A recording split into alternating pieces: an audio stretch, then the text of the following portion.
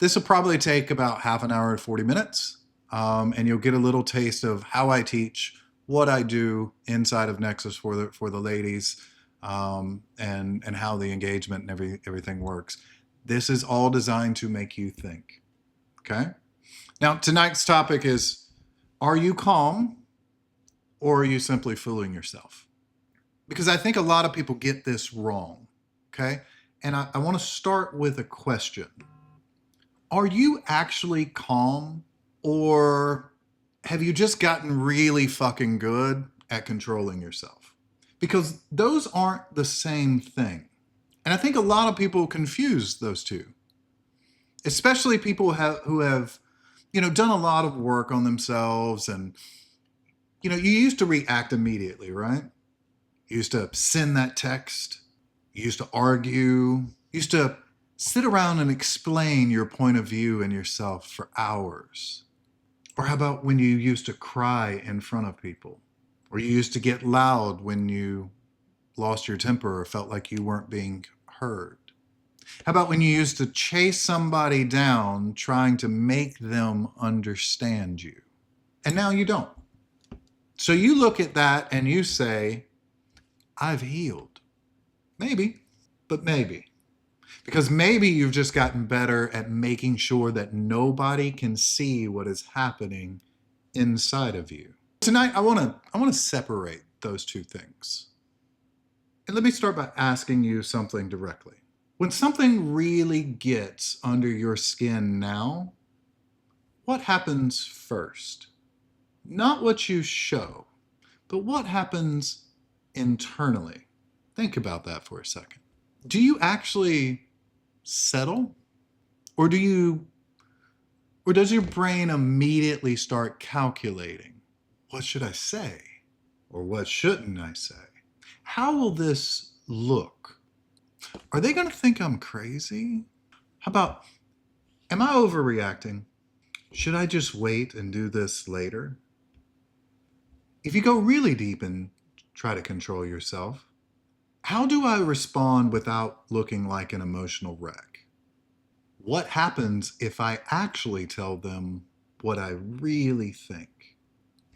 If the entire process is happening underneath the surface while you're sitting there looking calm, we need to be careful about calling that peace. I'll say that again.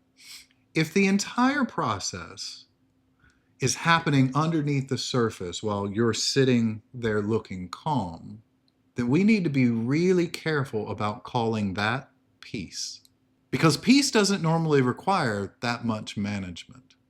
So in the chat, I want you to respond to this. Put a 1 in the chat if people would describe you as calm, strong, independent, or somebody who handles their shit well. If people were to call you calm, strong, independent, and you handle shit well, put a 2 in the comment if that shit is fucking exhausting. So let's talk about regulation versus suppression. And I want to define it cleanly. Emotional regulation is not the absence of emotions. It's the ability to experience an emotional state without automatically becoming obedient to it. That's regulation. Something happens. You feel angry. You recognize anger. You understand what anger is telling you. And then you decide what to do. See, the emotion gives you information, but it never steers the wheel. Suppression is different. Suppression is, I can't allow this to show. Suppression says, I shouldn't feel this. I need to get rid of this. I can't let them know that they got to me. Suppression also says, I don't want anybody to think that I'm difficult. I don't want this conversation to become a problem that we continuously revisit. Or, I need to keep everybody comfortable.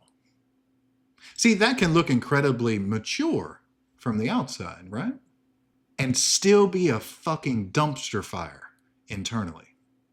One of the easiest mistakes to make is judging emotional health based on visible behavior alone. Because visible behavior can improve long before underlying mechanisms change. Here's an example. Let's say somebody says something disrespectful to you. The old version of you loses their shit. The new version says, okay, walk away, look very regulated. Except now you spend the next 6 hours replaying the conversation in your head.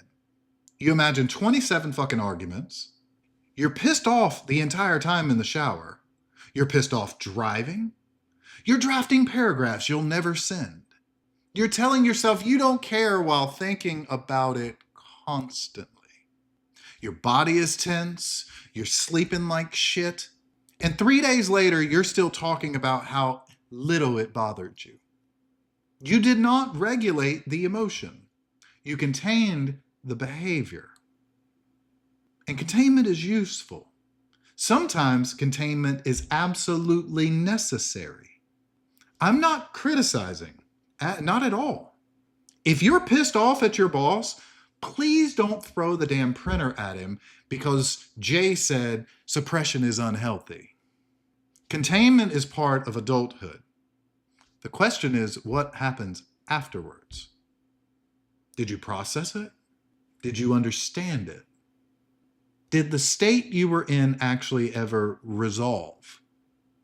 Or did you simply force it underground? In the chat, respond to this. How many of you have ever said, I'm fine? And technically, you were telling the truth because you knew you weren't going to, do anything stupid. But inside, you were absolutely not fine. See, that distinction matters. That's the difference between regulation and emotional suppression. Let's talk about the performance of being okay. For a minute, I'm going to make this a little bit more uncomfortable. Because some of you aren't just regulating your emotions. You've built an entire identity around being manageable. This looks like this. You're the reasonable one. You're the calm one. You're the strong one. You're the person that doesn't need much. You're the one that everyone calls when their life goes to shit. Because you're the person that figures it out. You're the one that can take another blow. And because people reward that version of you, eventually you start protecting that identity. Now, this is where it gets quite interesting. You're not just managing emotion. You're managing perception. In the chat, respond. How many of you have ever been having an absolute terrible day and somebody asked you if you were okay? And your immediate answer was, yep. Not because you didn't want to talk, but because saying anything less or anything else would have felt like you're becoming a burden. See, that's different. Let's say somebody hurts you. Instead of immediately asking, did that hurt me? Your brain goes, what is a mature response? What's like a reasonable way to deal with this? What response makes me look secure? I don't want to look needy. I don't want to let them look like it hurt me. Or I don't want to seem like I'm jealous. Or I don't want to seem like, again, I'm an emotional wreck. I don't want them to think they have power over me. You notice what's happening? You have stopped asking what is true. And instead, you've been asking what is acceptable. That is performance. Here's one I want you to sit with. If nobody was watching you for an entire week, what parts of your personality would disappear? If no one were watching you for a week, what parts of your personality would disappear? Would you still be productive? Would you still be agreeable? Would you immediately answer everyone? Would you still be endlessly available to everyone else? If there were no consequences, would you still be nice to people that you don't fucking like? If it was over, would you still pretend like something didn't hurt you? See, the reason I like that question is because it starts separating who you are from who you've learned to perform. Let's talk about a little bit more. This is kind of a strange thought. Hypervigilance disguised as emotional intelligence. Think about that, because this is something that people get very, very confused. Some people think that they are incredibly emotionally intelligent because they can read a room instantly. And sometimes they are. But sometimes what you call emotional intelligence is actually just hypervigilance. You walk into a room and immediately know who's upset, who's irritated, uncomfortable, or who is not going to like you. You can see who's withdrawing. You catch whose tone changes, who stopped texting the same way, what that sigh that they just gave meant, who can't quite keep your gaze the way they used to. Or how about who answered, fine, slightly differently than they did yesterday. The more important question is, why in the hell is your nervous system monitoring everyone else in the first place? That ability often develops because at some point predicting other people's emotional state was more than just useful, because conflict was unpredictable. Somebody's mood determined whether your day was going to be peaceful or not. You learned that noticing the shift before somebody exploded gave you time to adjust. Or maybe approval mattered, or maybe rejection mattered. Maybe you became very good at reading people because being surprised felt dangerous. Tell me this. Tell me if you've ever done this. Somebody's tone changes slightly, and before they've even said anything, you've already reviewed the last 3 conversations trying to figure out what you did. You've basically installed an emotional security system in your own damn head. The worst part? The damn thing never turns off. And this is why some people become exhausted even when nothing particularly dramatic is happening, because they're constantly processing information. Facial expressions, tone of voice, silence, body language. How about expectations or your own responses? Other people's possible responses. Trying to gauge potential conflict, potential rejection, potential embarrassment, or potential misunderstanding. You'll say, I don't know why I feel so burned out. I didn't even do that much today. Oh, honey, you did a tremendous amount today. It's no wonder why you're tired. You just couldn't see it.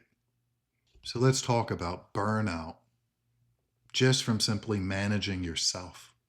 This is what I want to connect. I want to connect this to burnout because I think burnout gets way oversimplified. People hear burnout and immediately think workload. I'm overworked. Too many hours, too many responsibilities, just simply too much work. And obviously that can cause burnout, but you can still cause yourself burnout by managing yourself too much. You manage your reactions, you manage everybody's expectations, your appearances, conflict, other people's perception of who you are. You manage your own disappointments when you fail on any of those things. And of course, you do often. You're managing whether or not you're allowed to be angry about something, or how much you're allowed to need something from someone. When can you say no? Or when must you say yes? You manage whether somebody is upset with you. Every word is monitored and managed before it leaves your mouth. Even if you fail to say the right thing, which then leads you to having to manage your own disappointment of yourself. That is labor. Here's the fucked up part. You don't get credit for it. Nobody sees it. They just see, she's so composed. Or he's always so calm. She handles everything. He is so independent. Meanwhile, internally, your system is running like 17 programs just to keep yourself feeling like you're okay to everyone else. While internally, you know, you're damn sure not okay. But yet part of managing yourself is convincing yourself that you're okay. This is the important part of this. Sometimes you think that like being alone, you like being alone because you're introverted.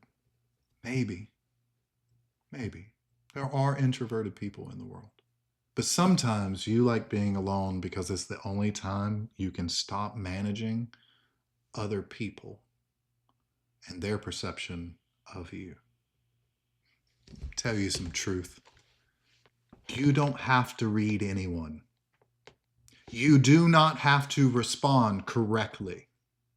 Nobody needs anything. Nobody is disappointed. There's no evaluation of you. Nobody's mood is required for interpretation. Maybe you're introverted, or maybe you're exhausted, and only time you can just exist is when you're alone. But sometimes even that doesn't work, because sometimes you take the audience and you internalize that audience. So nobody is physically there, right? But you're still performing. You still criticize yourself. You still monitor your actions. You rehearse conversations in your head. You imagine other people's reactions to your thoughts. You evaluate, am I doing enough? Am I being productive enough? Have I been resting for too long and I'm just being lazy? Congratulations. Now you don't even need another person in the room to fucking exhaust yourself. Let's talk about the cost of always being strong. People love to think of themselves as the strong one. It's so frequently misunderstood. Strength is not being unaffected. Strength is being able to maintain or remain functional while you are affected. Those are completely different things. If somebody hurts you, it hurts you. The question is whether the pain describes your behavior. Like, if you're angry, you're angry. The question is whether anger becomes your decision maker. Follow me? If somebody hurts you, it hurts you. That's okay. The question is whether the pain dictates your behavior. If you're angry, you're angry, and that's okay. The question is whether anger becomes your decision maker. And if you're afraid, be afraid. It's okay. The question is whether fear controls your choices. The strongest person in the room may feel everything everyone else feels. They've simply built enough separation between feeling and action. And inside that space, they've learned to choose. But here's where people fuck themselves. They begin believing that needing that separation means the feeling itself is weakness. Listen to what I just said. That space between what you feel and what you do, inside of that is choice. And if you get confused and caught up, you will think that the feeling itself is weakness because it's at one side of that spectrum. Follow me. Now, instead of saying, I'm hurt, but I'm not going to behave destructively, those people say, I shouldn't be hurt because being hurt is weak. trying to eliminate one part of it, leaving themselves only one option. Instead of, I'm angry and I need to figure out why, it becomes, I shouldn't care. Instead of, I'm overwhelmed, it's, I should be able to handle this. That word, should, will absolutely bury you. Seriously. Who the fuck decided? Because a lot of standards you're beating yourself up over were never consciously chosen by you. Another way to say that is you are holding yourselves up to standards and kicking yourself in the ass over something that you never decided was appropriate in the first place. Let's talk about what calm actually looks like. Because if suppression isn't calm, then we must decide what does calm actually look like. I think calm has less internal argument. That's probably the simplest way I can put it. That calm has less internal argument. You can still be angry. You can still be hurt. You can still be disappointed.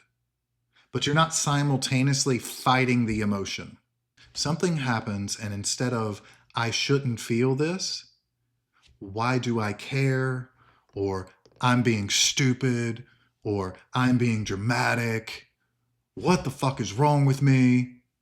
I need to stop thinking like this. Instead, it becomes, I'm angry. Okay. Why am I angry? Because I feel disrespected. Okay. Was I actually disrespected? Maybe yes, maybe no.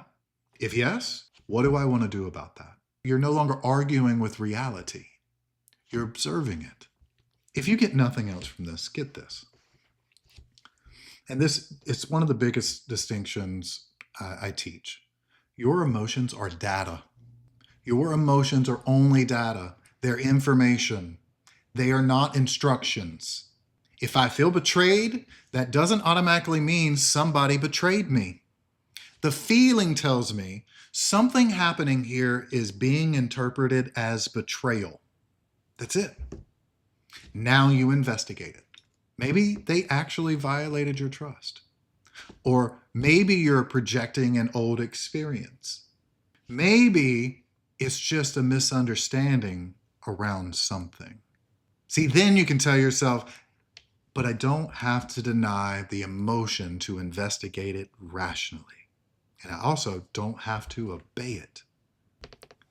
When I teach, I like to give a practical exercise, something that you actually can do in your life and see results from. So here's a really simple way to kind of test yourself. Next time you think you're calm, I want you to ask 3 questions. Okay? Number 1, what am I actually feeling? Not what should I feel? Not what sounds mature. What am I actually feeling? Question number 2, what is this emotion trying to tell me? Again, I may be wrong. Emotions are not automatically truth. See where I'm going with this? But they are pointing at something. Number 3, what action fits my values rather than simply relying on my feelings? What action fits my values rather than simply relying on? Let's take it a step further. What actions are the actions of the person that I want to be instead of just relieving how I feel? That's the important one. Because a lot of reactive behavior is just emotional relief. A lot of your behavior is just so that you feel better. Sending that paragraph feels good for about 4 minutes. Yelling feels good for about 30 seconds. Blocking someone impulsively feels powerful for about an hour. Chasing reassurance from somebody feels good until you need reassurance again. Real regulation asks what actions still make sense tomorrow. It's a very different standard. I'm going to leave you with a couple thoughts. Some of you don't need to become better at controlling yourself. You're actually pretty fucking phenomenal at that part already. But that's actually the fucking problem. You've spent years learning how to swallow reactions, how to appear fine, how to stay useful, how to anticipate everybody else's emotional state, how to maintain the image of you being, I'm fine.